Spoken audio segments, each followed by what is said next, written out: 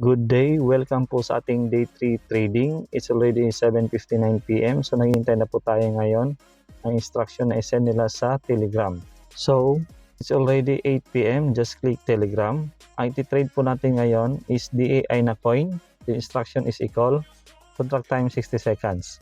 So tandaan lang po natin. Back lang po tayo, click DT app. Then check po natin yung current asset natin, 3,338. Then click market. Then dito naman po, isi-search na natin yung DAI na coin. Okay, make sure lang po na tama. Click DAI. Instruction is equal. So click call. Contract time 60 seconds. Then click confirm.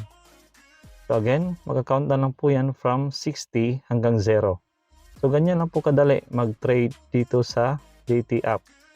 So just follow instruction lang po talaga. Then please remember, huwag na po kayong mag-trade beyond 8:05 PM kasi malaki ng chance na ma-loss po kayo. So pag 0 na po yan, just click OK.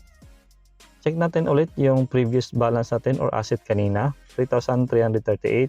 Refresh natin, boom, that is 3,521 na po. So again, thank you so much. Successfully traded tayo. See you again tomorrow. Thank you and God bless po.